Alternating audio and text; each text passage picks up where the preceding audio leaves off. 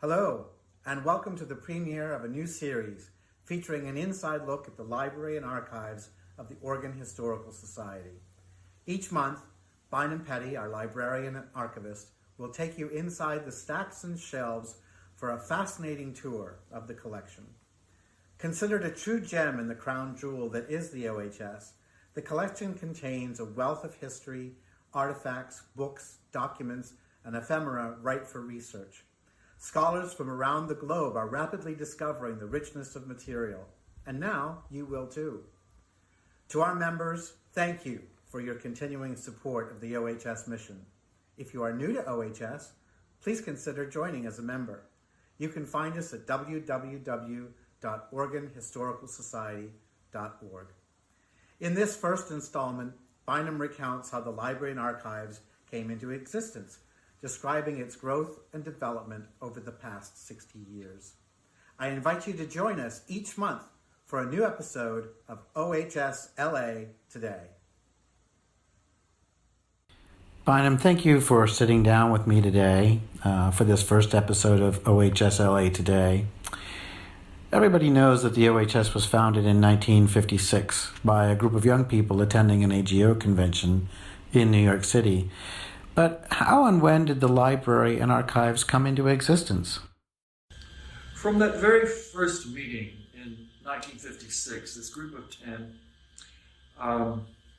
posed three questions. Was there interest in locating and identifying 19th century American pipe organs? Was there interest in preserving those organs? And was there interest in restoring those organs?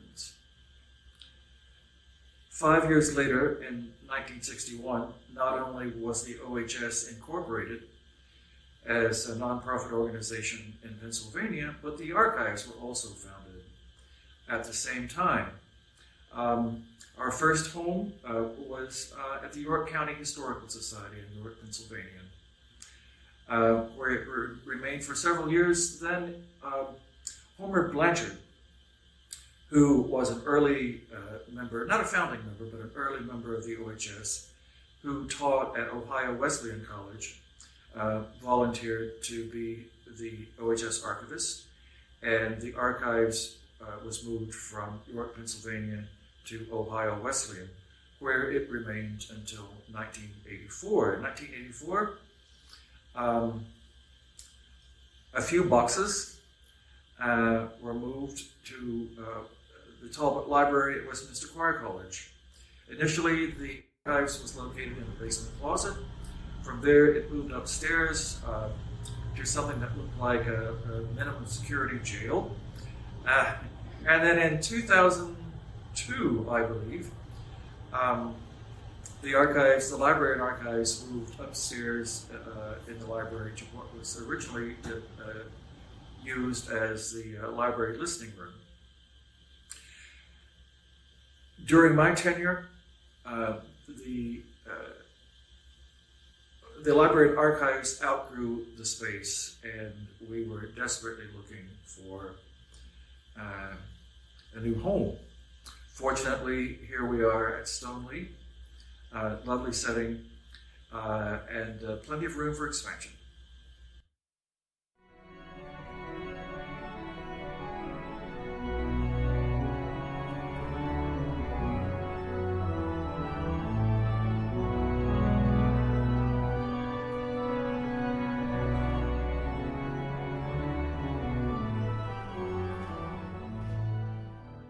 Where did the OHS house its original collection, and can you describe the arc of history regarding its location and size? Again, going back to the first meeting before the OHS became an official nonprofit organization, the group of 10 thought it appropriate that any historical organization should have an archives. Therefore, in the beginning, the OHS archives consisted no more than a repository of National Council minutes, correspondence, some business files, And that was about it. When the archives moved to Ohio Wesleyan College, by that time it began to pick up gifts of books donated by various members. And Homer Blanchard, then the archivist, being an academic, began to increase the library size by collecting books. It was not until the archives moved to Princeton, New Jersey, did the library portion of the library archives really begin to grow. And over a period of 25 years, the library portion grew to be what we believe the largest collection of organ books related to the pipe organ in the world. Meanwhile, the archives continued to grow, but not exclusively with OHS business material and correspondence. Again, primarily through donations, unsolicited donations, we began to collect enormous amounts of ephemera. That is, bits of paper that were created for a single use, a photograph, a recital program. Then we began collecting, actively collecting and preserving the business records of defunct American organ building firms. The largest of those is the Moeller Organ Company records. Moeller built about 12,000 instruments, and we have probably 95 or 90% of those existing records. But we have many other records of Aeolian Skinner, Aeolian Odell, the list just goes on and on. And recently, that is within the past 12 months, we acquired 3 very important collections, which more than doubled the amount of linear feet of archival material we have. We accepted on long-term loan the archives of the Boston chapter of the American Guild of Organists Archives. We accepted the archives of the American Organ Institute, then housed at the University of Oklahoma.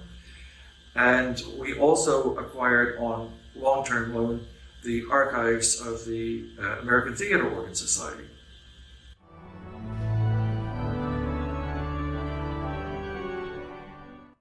Describe for our listeners your day-to-day activities. The archivist's day-to-day activities are fairly routine, although not uniformly predictable from day to day. When I come in the morning, the first thing I do is check my computer to see if we have interlibrary loan requests, and also to check to see if we have email research requests. Because I think it's very important, not only for public relations, but also an obligation to those researchers who use our resources to be responsive to their request and respond as quickly as conditions allow. So that's my day begins with that. Then after those obligations have been fulfilled, then I begin cataloging, which is a never-ending process.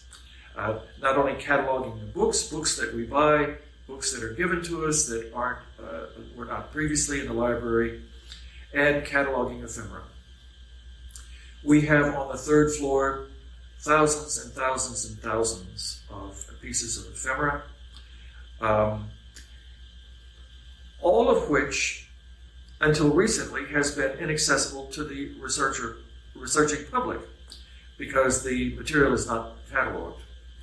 So what I do is I catalog it, or pre-catalog it, then send it to a professional cataloging company. And then those bits of ephemera go into our online catalog. And from there, it goes into WorldCat, which is a worldwide cataloging catalog consists of about 10,000 participating institutions.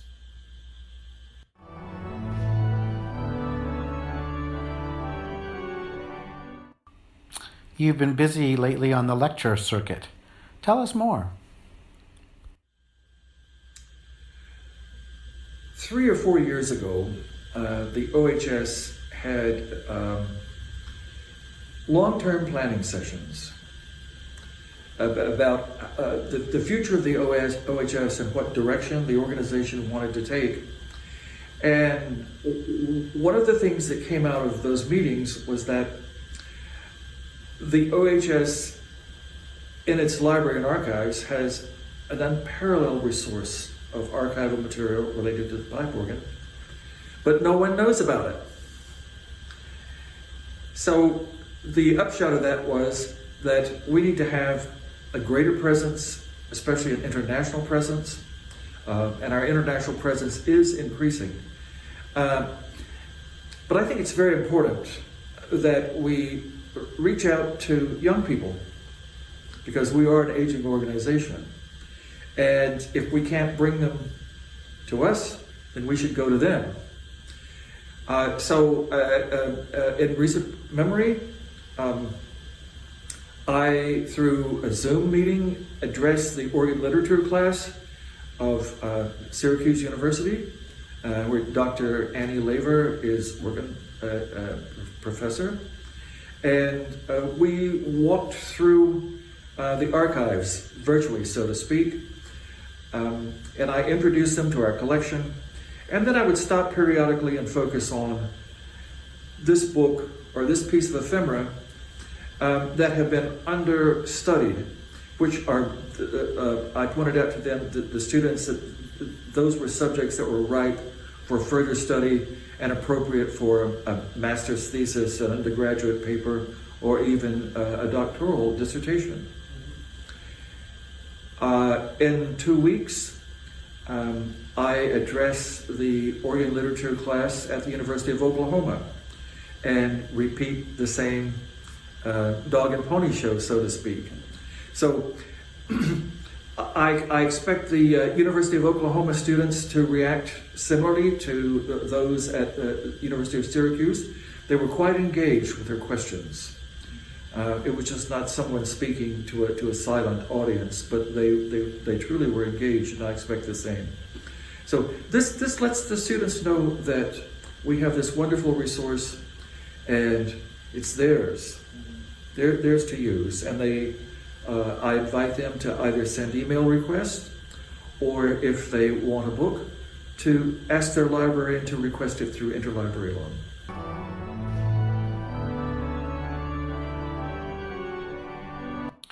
As we come to the close of this first episode of OHSLA today, what are your hopes and dreams for the library and archives as we move further into the 21st century? Why are we doing this? Why am I sitting here talking to you? I dare say that 95%, no, even greater number of our membership have never been in the archives. They've never seen it. They know that it exists. They know that it's an important collection. And because of that, they support it. This is a magnificent way to have a little fireside chat with our membership, to let them know what we're doing with their gifts, what we're doing with their money, and to really make them proud of what our membership calls the jewel in the crown.